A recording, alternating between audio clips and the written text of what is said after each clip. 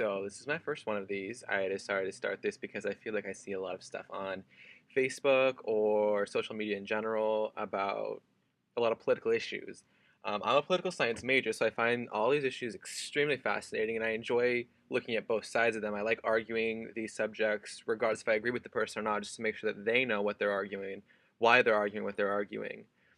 But I've decided to do this because a lot lately I've been seeing things that are very interesting to me. A lot of reposts or chain letters that people just post just because they think that it's right. They think everything they read is 100% right, and it just it just baffles me. So I'm gonna go on my first rant, which would be a post that I saw regarding taxing Social Security and the taxation of couples who make over $500,000 a year in income.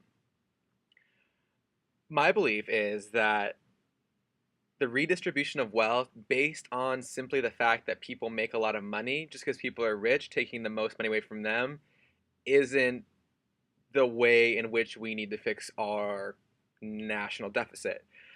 A lot of people who make this, not everyone, but a lot of people who make as much money as they do, over $250,000 a year, over $500,000 a year, are there through hard work and, you know, their own goals that they've set for themselves.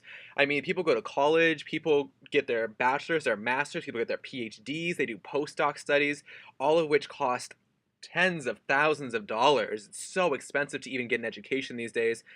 I'm in my first year of, my political science degree, and just last semester and this semester, I'm paying about $20,000 to come to school, which in the long run for my degree is worth it. But right now, it's kind of hard. I'm working full time and barely making ends meet, living paycheck to paycheck, not know how I'm going to live till the next month sometimes, but I try hard because I know there's a better future for me in my degree. So taking the money away from the rich and giving it to people who are less fortunate or giving it back to the government to fix the deficit is not the way we need to go.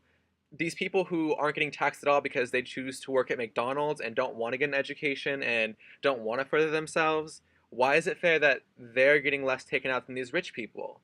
I mean, granted, yeah, everyone makes the argument, well, maybe they just can't go to school, maybe they just can't do this. Everyone can go to school. Doesn't matter what your credit score is, doesn't matter where you're from, it doesn't matter. I have an awful credit score. I have awful, awful, awful credit because of stupid decisions when I was younger, but I got federal grants because they don't depend on your credit scores. You apply, they take your current income into effect, and then you get money. That's the only way I was able to do school. So for these people who are saying that we need to tax the rich on a much more, higher basis, I think that's complete bullshit. And I think that people need to realize that it's not always about taxing the rich. They worked very hard to get where they are. They worked very, very hard to establish a life for themselves. They've invested their money wisely, usually. They've spent years getting themselves to the point. Their hard work and their own dedication has gotten them to the point. So why should we punish them for their hard work? Rightly so, many are wondering, okay, well, then what should we do? What's fair?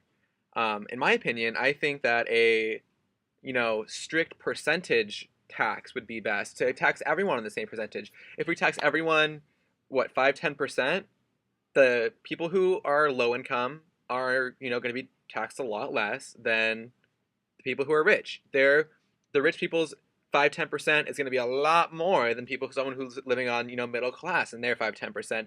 But at least it keeps it the same over the long run. Everyone sees right now, I feel like our generation is looking for everyone else to help us get to where we are, but these other generations had to do it themselves. So, bottom line, frustrated that people are just assuming that we take money away from people who have worked their entire lives, usually to earn it. Doctors and surgeons who are known for making, the most money, anesthesiologists included, they go through at least 4 to 5 years to get their bachelor's. After that, they can go right into medical school, or they can spend 3 years getting their master's, and then usually 2 or 3 more years getting their PhD. So let's say they go the PhD route, and that's 5, 6, 7, 8, 9, 10. That's like 11 years of schooling. Then 4 years of medical school puts you at 15 years, and then 5 years of residency. That's 20 years of education before you get a job starting out at the bottom of the ladder. And yeah, you make a hell of a lot of money. But don't you think after 20 years of school, you should be making more money than someone who spent 2 years in school going to dental hygienist school? I'm not saying that dental hygienist school is a bad thing or being a dental hygienist is bad, but people get paid for what they put into it, and to take away from them more just because they have more, that's not really fair. So I just think everyone should kind of look at it from, all the perspectives, all sides.